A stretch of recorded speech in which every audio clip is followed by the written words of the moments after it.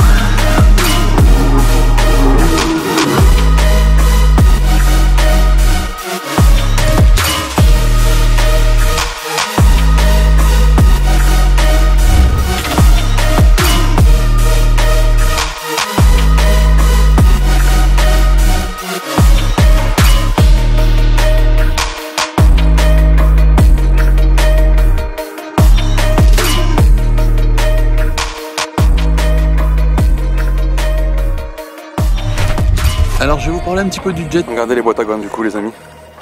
Vous avez vu ça? Compartiment étanche ici. Bon, toujours petit coffre chez Kawasaki, hein, ça c'est connu, hein. On le sait. On le sait. Et là il n'y a pas de compartiment voilà, étanche. Donc là-bas vous pouvez mettre le téléphone et là il n'y a pas de compartiment étanche. C'est vraiment bien foutu. C'est beau, c'est beau. Je sais pas qu'est-ce que vous en pensez les amis, mais c'est une très très belle machine, vraiment. Regardez, je vous montre le compteur du coup. Vous allez voir, il va s'allumer. Il est un peu long à démarrer. Compteur de Formule 1. Magnifique. Vraiment magnifique. Et du coup, super bien. Ça, c'est une belle innovation. On fait tout de la main droite. La marche arrière est ici. On n'a plus la gâchette manuelle classique. Maintenant, elle est ici.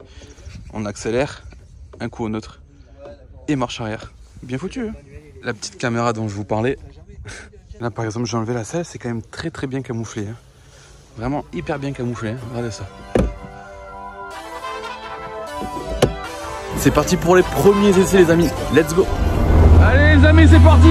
3, 2, 1.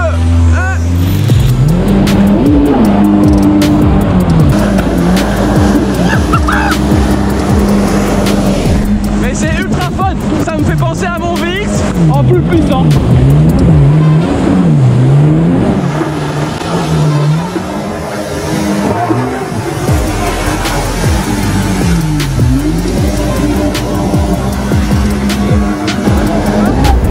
C'est ultra joueur.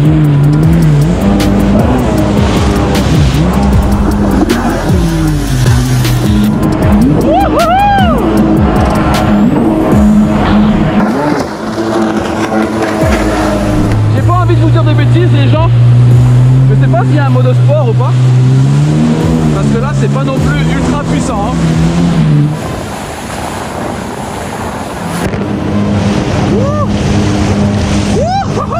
Regardez ça les amis.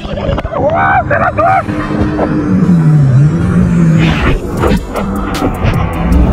Voilà. Regardez ça. Regardez comme ça décolle tout seul. C'est un vrai jouet. Un vrai jouet. Excellent. Voilà les amis pour le petit essai du Kawasaki STX 160 LX. Pardon, je me mélange avec 15F et tout ça. STX 160 LX les amis. Donc franchement ça me fait penser à mon VX. Moi je suis grand, si vous êtes grand je sais pas si c'est réellement la bonne machine qu'il vous faut.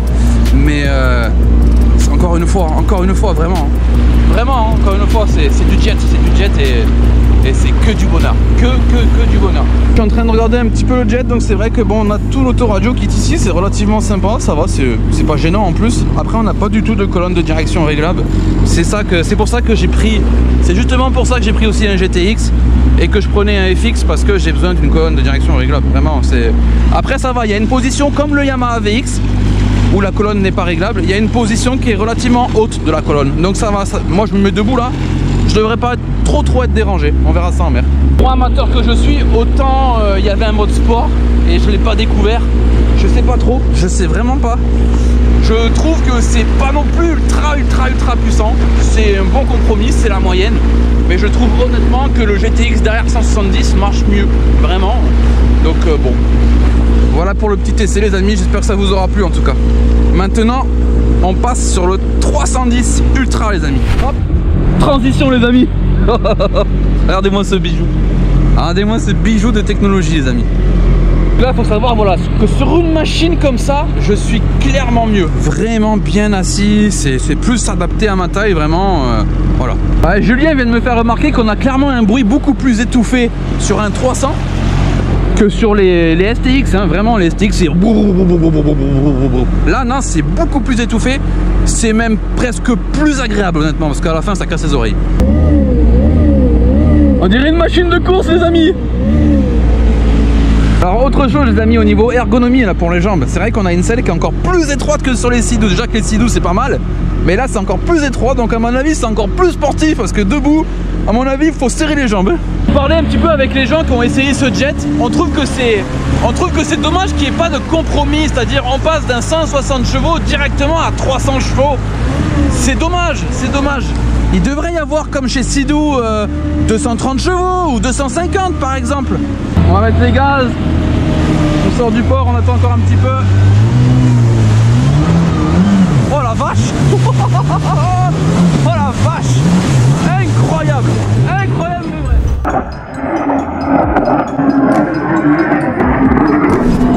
Oh là là, l'accélération.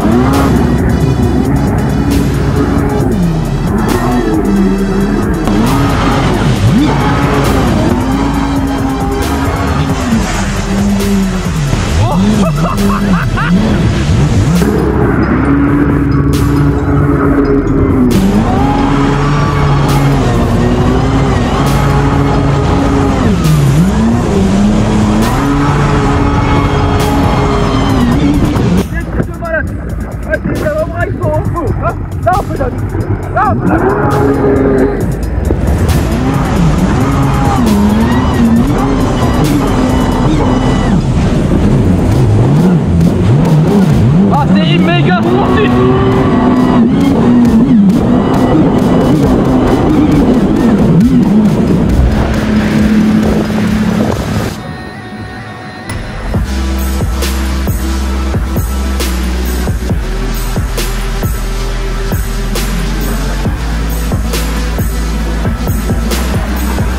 Par contre, j'ai des bosses avant-bras, j'ai des avant-bras un peu.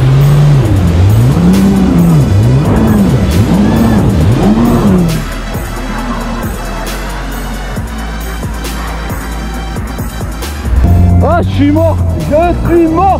J'espère que les images vous auront plu. Sinon les amis, vraiment encore une fois, je pense que c'est une machine incroyable pour du offshore, pour de la grosse vague, de la grosse tempête, tu vois, enfin une belle mer on va dire, une belle mer. Esthétiquement parlant, c'est magnifique. Très très belle machine, vraiment. Un grand respect à ceux qui font de la compétition parce que les avant-bras, vous devez les avoir comme ça. Regardez les amis le menu un petit peu. Allez, on va aller le voir dans la caméra. Caméra. Alors, on va attendre, voir si elle s'active. Regardez ça. C'est trop bien la caméra, c'est excellent. Alors c'est du gadget, je pense que c'est utile pour... voilà, si tu fais du wake, si tu fais des choses comme ça, du ski nautique et compagnie. Mais c'est stylé, c'est vraiment stylé, la qualité est ultra sympa. Les amis, la vidéo se termine comme ça. Encore merci à Matos Import pour les essais et merci Kawasaki France également pour les essais des Kawasaki 2023. C'était cool, j'espère que la vidéo vous aura plu également. N'hésitez pas à laisser un petit like, je le demande jamais, mais bon, ça référence la chaîne et si on peut toucher de plus en plus de monde comme ça, c'est le top. Hop là, magnifique transition les amis. Bon allez, vite fait, du coup pour vous faire part un petit peu de mon ressenti de cette journée de découverte pour le STX 160 LX, je ne connais pas l'ancienne base, le 15F. Il me semble juste que le pont supérieur est différent, mais on garde la même coque. Donc clairement cette machine c'est un vrai jouet, c'est un vrai jouet. Je m'attendais à plus de puissance parce que beaucoup de gens en parlent vraiment en bien en tant que première machine. Ce que l'on peut voir sur les réseaux sociaux, hein, les gens en parlent en bien. Que des bons retours pour une première machine. Il n'y a pas trop de puissance, c'est un juste milieu, c'est un bon compromis. J'avoue que je m'attendais quand même à beaucoup plus de puissance pour un 160 chevaux, 1,5 litre quasiment il me semble, et 4 cylindres. Donc je pense que tu as une bonne base moteur si tu veux le faire évoluer ce moteur.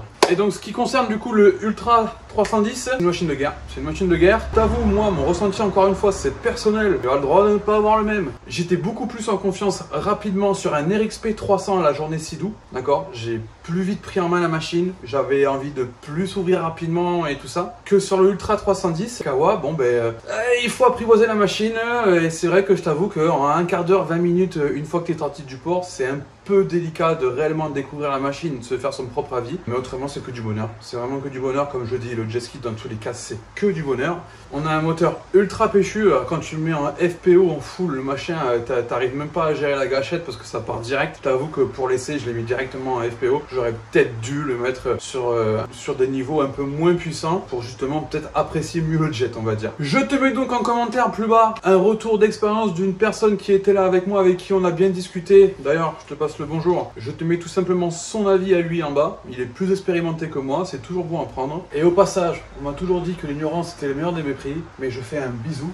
Je fais un bisou aux haters. Ah oui, la chaîne grossit malheureusement. C'est pas ce que je demande, moi je m'en moque que j'ai 1000 abonnés, 500, 10 000, 15 000, 20 000. Je m'en fous, je prends mon plaisir à moi, je fais mes vidéos, je partage. Mais bon, il faut des haters qui arrivent malheureusement. C'est comme ça, c'est pas grave, je vous aide quand même. Ciao.